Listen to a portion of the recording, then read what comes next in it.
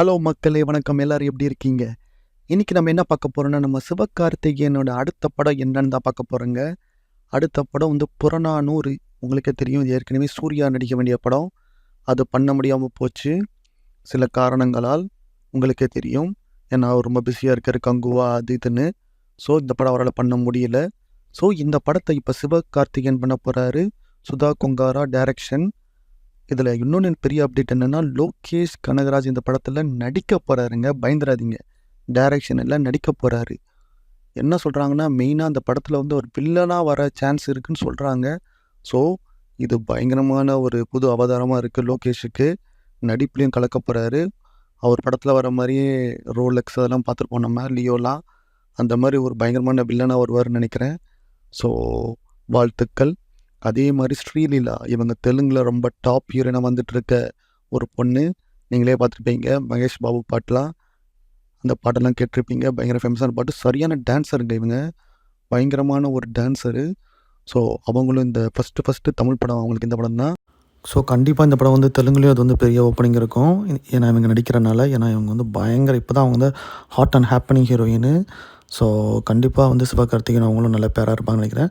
சிவகார்த்திகேயன் நல்லா டான்ஸ் ஆடுவார். ஸோ கண்டிப்பாக பாடல்கள் வந்து வேறு லெவலில் சும்மா பட்டாசாக இருக்க போது. ஸோ அதை சொல்லிக்கிறேன். லோக்கி வந்து ஃபஸ்ட்டு இந்த படத்தில் வந்து வில்லனாக அறிமுகமாகிறாரு.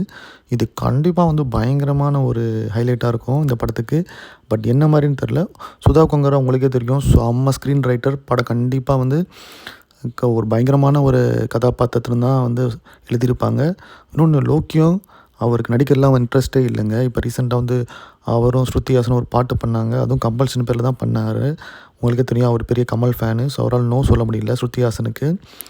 ஸோ அது தவிர்த்து கண்டிப்பாக சொல்கிறேன், லோகேஷ் வந்து சும்மா ஏனோ தானோன்னா ஒரு ரோலை வந்து அக்செப்ட் பண்ணுற கேரக்டரே கிடையாது. லோகேஷே வந்து இந்த கேரக்டரை ஒத்துக்கிட்டாருன்னா அப்போது இந்த ரோல் எவ்வளோ பயங்கரமாக இருக்குன்னு நினச்சி பாருங்கள். ஸோ கண்டிப்பாக வந்து ஒரு பயங்கரமான ரோலாக தான் இருக்கும். ஸோ அது சந்தேகமே இல்லை. அதே மாதிரி சூர்யா நடிக்க வேண்டிய படம் சொன்னேன். ஸோ உங்களுக்கு தெரியும் சூர்யாவும் அப்படி தான். சும்மா ஒரு போகிற போக்கில் எல்லா கதையும் செலக்ட் பண்ணுற ஆக்டர் கிடையாது. பட் ஏதோ ஒரு காரணங்களால் அவரால் பண்ண முடியல. ஸோ இதுக்கான ஷூட்டிங் இப்போ உங்களுக்கே தெரியும். இப்போ அமரன் படம் ரிலீஸ் ஆக போகுது. அடுத்து வந்து ஏஆர் அந்த படத்தோட இதெல்லாம் போயிட்டுருக்கு. அந்த படம் முடிஞ்சதுக்கப்புறம் தான் அந்த படத்தோட ஷூட்டிங் கண்டிப்பாக நடக்கும். ஸோ விரைவில் வந்து ஃபஸ்ட் லுக் எல்லாமே உங்களுக்கு வரப்போகுது. ஸோ கண்டிப்பாக சிவகார்த்திகேயனுக்கு எனக்கு தெரிஞ்சு அவர் அடுத்து டாப்புக்கு கண்டிப்பாக போயிடுவார் நினைக்கிறேன் விஜய்க்கு அப்புறம்.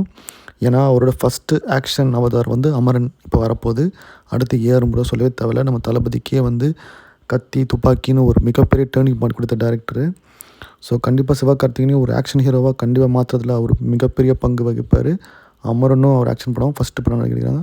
அதுக்கப்புறம் இந்த படம் வருது. இந்த படம் ஸோ இது 3 படமும் சரியாக அமைந்தால், ஏன்னா எல்லாமே பண்ணிட்டார் சிவகார்த்திகேயன். இன்னும் அந்த ஆக்ஷன் படம் மட்டும் ஃபுல் ஃப்ளெட்ஜாக பண்ணி ப்ரூவ் பண்ணிட்டால் கண்டிப்பாக சொல்கிறேங்க அவர் தாங்க நெக்ஸ்ட்டு விஜய்க்கு அப்புறம் டாப் நம்பர் 1 வர்றது அவர் தான்.